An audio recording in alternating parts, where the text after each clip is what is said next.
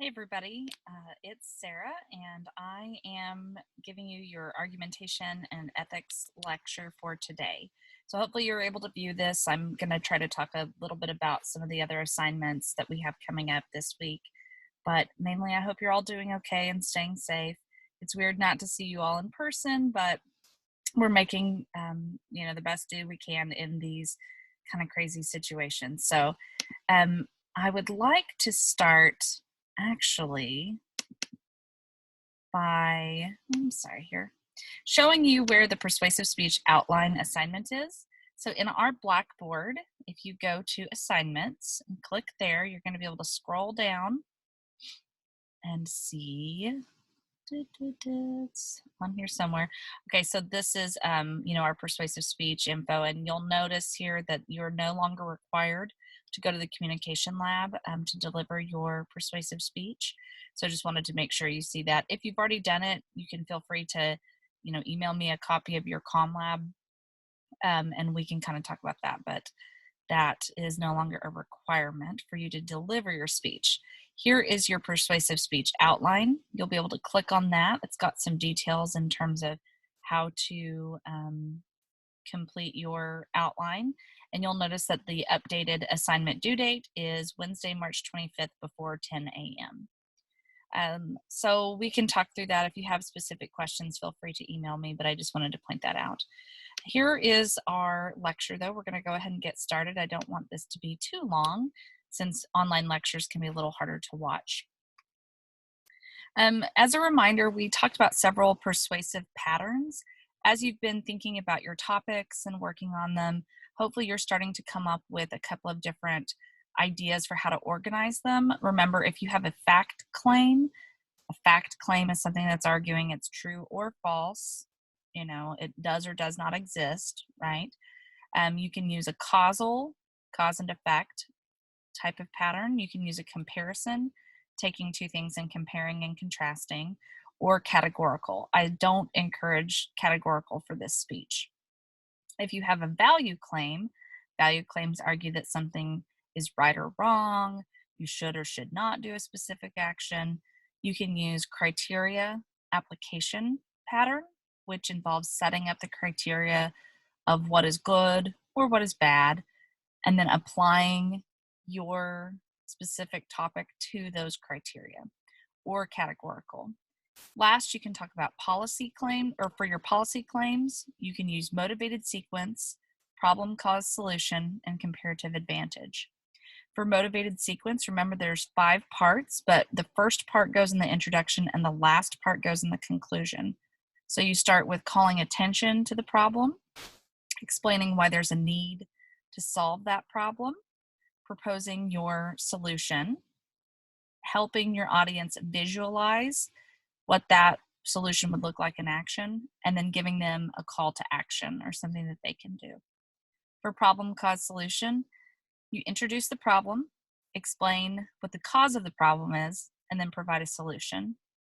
Last but not least, for comparative advantage, you have 2 different policies that you're comparing, and you explain why one of them is better than the other. All right, so those are our persuasive patterns for this for your persuasive speeches. As a reminder, no matter what kind of pattern you use, you need to have a 4th part of your conclusion. You need to make sure that you include a call to audience action, which is where you tell your audience specifically what they should be doing to, once they've finished listening to your presentation, what they can then do to take action, or go learn more about this topic here, or register to vote, or whatever the specific action is that you're asking them to do. All right, so last time that we talked about persuasive speaking, we talked a bit about ethos, which refers to credibility. Telling your audience that you're a good person, that you're honest, that you're trustworthy. And then we talked a bit about pathos, which involves using emotional appeals. We didn't have a lot of time to get into logos, which is what I'm mainly going to talk about with you today. Logos is the effective use of facts to back your claims and show how that factual information leads to the arguments that you're making. So Logos is kind of, what I like to call logic, right? But it includes using evidence or research to support whatever it is that you're arguing or suggesting. If you're going to say that Pepsi is better than Coca-Cola, you have to have some kind of research that, supports that. So it tastes better, and X amount of people were surveyed and agreed with that. That's the evidence that helps demonstrate, why you're making the argument that it tastes better. You want to make sure that you avoid faulty reasoning or fallacious reasoning. This is bad logic in another way of saying it's logic that twists or distorts the facts in your favor. I've got lots of different examples of this. This next section where I really like to talk about logical fallacies, make a note. These are the kinds of questions I love to ask on exams. So faulty reasoning, bad logic, this means that whatever connection it is that you're making between the evidence or the research that you have and what you're arguing is not a great claim. So let's get into some examples. The first one I like to talk about is called hasty generalization. And this is where you make an assumption about an entire group of people based on maybe one interaction. So my example here, it's like if I had, one student come in to my class and tell me all about how much they liked to party, I would then assume that all of my students, all college students like to party. That's a hasty generalization. Post hoc is whenever two events happen, one before or after the other, and you make a claim, a cause and effect claim about that without there being any actual evidence that links those two things together. So for example, you go to the car wash, get your car washed, spotless, 2 hours later, rains on it, right? So post hoc claims would say, I made it rain because I got my car washed. Well, yes, those two things did happen. One happened before the other, but they don't actually have any connection. One does not actually cause the other to happen. Ad populum or bandwagon. This is really like crowd-based logic, right? So it's like, well, everybody thinks this, so it must be true.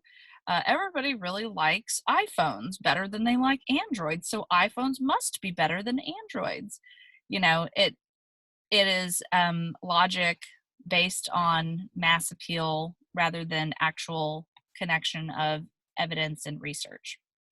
A straw person, logical fallacy is the next one. This is where you take a complex argument, find one or two nuggets of it to focus on, which simplifies that argument down, and then it makes it really easy to argue against it. So for example, I think that a lot of times in politics we see this. Someone will have a nuanced policy position. There may be one part of it that's not desirable.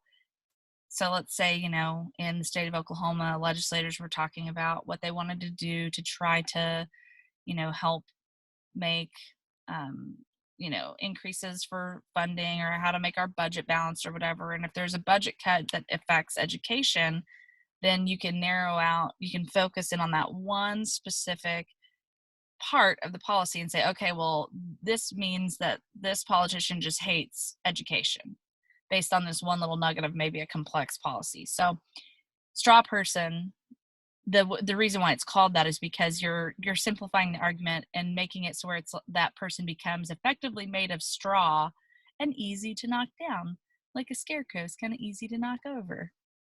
Okay. The next one is a false dilemma or false dichotomy. This is whenever you present two options as the only options that exist. You can eat organic foods or you will die.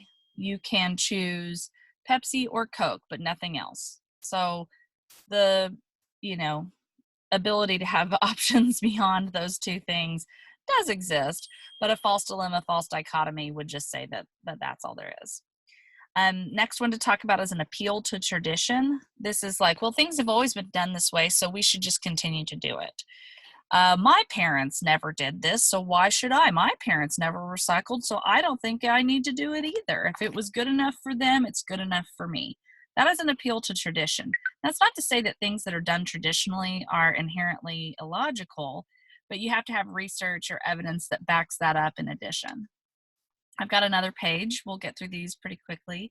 Ad hominem or personal attacks are attacks that don't use logic. They just call people by names. Instead of saying like, that's not a great idea, you say, oh, well, you're just a loser. You're just stupid, right? That's a personal attack. False division is an interesting one. So this says that if you are critiquing a system, the bad logic would say that you're also critiquing individual parts of that system. So I could say, pecan pie is not my favorite, but I actually really like pecans on their own. I just don't like pecan pie. A false division would say, well, you said you didn't like pecan pie, so you must also hate pecans, right? You're talking about a big picture piece applying to little individual parts of it, when that may not necessarily be the case. An appeal to fear is another kind of logical fallacy. This is where you just try to scare people into doing something without having any logic to back it up.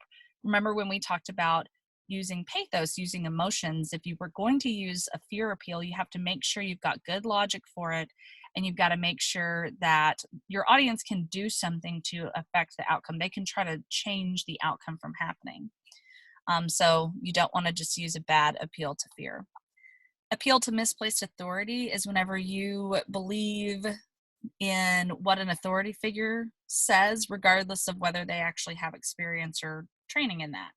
So for example, if I was like, well, hey, I have a PhD in communication, therefore I can tell you all about physics, because, people who know things about physics also have PhDs.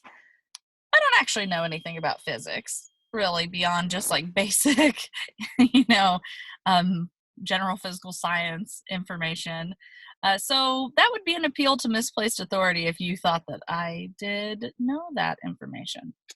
Last but not least, a non sequitur is really just like tying two things together that have absolutely nothing to do with it. It's like, oh, she's got a lot of potted plants in her house. I think that means she must love playing music. Like, those are not related. There's no connection. It's bad logic. So make sure you know these different logical fallacies. I think that they are very easy to spot. Once you know what they are, it becomes easier to spot them in your own lives. Whenever people are making arguments, you can say, hey, wait a second, that is a hasty generalization. Or, you know what, I think that this is just an appeal to fear. This helps you be a good interpreter of persuasive messages. You can listen to it. You can, kind of decide and analyze them for yourself. All right, so another thing that I want to make sure that we talk about, please make sure you're keeping up with the readings while we're not meeting in class. That includes the Persuasion and Ethics PDF. There's a section that talks a lot about plagiarism. So one of the things that really becomes a problem with public speaking is how to do your verbal citations. And when you don't do those, how that can inadvertently be a form of plagiarism. I want to just make sure we understand the difference between a couple of different types of plagiarism. First, there's global plagiarism versus patchwork plagiarism. Global plagiarism is this idea of like copying the entirety of something and presenting it as your own. If you went and like bought an essay online to submit instead of just writing one yourself, that would be global plagiarism. Patchwork plagiarism is more common, I think, in some ways, in that you take pieces of information from here and there and you kind of piece it together to try to present a bunch of different ideas as your own versus just actually presenting information as your own. Another kind of plagiarism, kind of issue to talk about is the difference between paraphrasing and direct quoting. I encourage my students to paraphrase things, to say this is information I got, from this source, and then to put that information in your own words. That's a good way to signal that you understand and can synthesize that information, that research you've done. And what also happens with a direct quote is sometimes we forget to actually attribute where that direct quote came from. So you may provide the information without saying this is a direct quote. And in forgetting that statement that it's a direct quote, you say it's to your audience, it sounds like those are your words. So you have to be very careful, when you are using a direct quote, to make sure that you say where that information is coming from, where that quote is coming from. All right. Last but not least, talking about APA citations, please use the resources that I've posted on Blackboard. go to the Purdue OWL website. Make sure that you are using APA style and not MLA style. I did see some of that in your outlines last time. Okay, so a couple of reminders. Your persuasive speech outline is due Wednesday, March 25th before class. For my 10 o'clock section, that means it's due before 10. That's the one that I showed you on Blackboard. For my 12 o'clock section, yours is not due until before 12.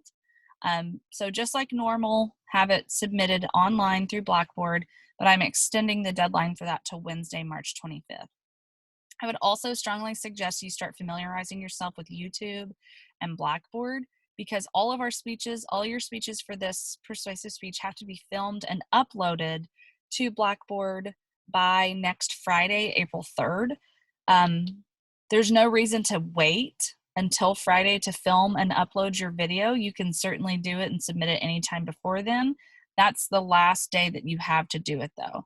And so if you have questions, if you don't understand how YouTube works, if you don't understand what the kind of guidelines are for filming these speeches, those are all things that you should feel free to ask me, and I will I'll try to help troubleshoot those issues for you as much as I can. At last, for class on Wednesday, I'd like you to try to complete some discussion boards during our normal class period. There are going to be questions that relate to plagiarism. There are going to be questions that relate to persuasive speaking.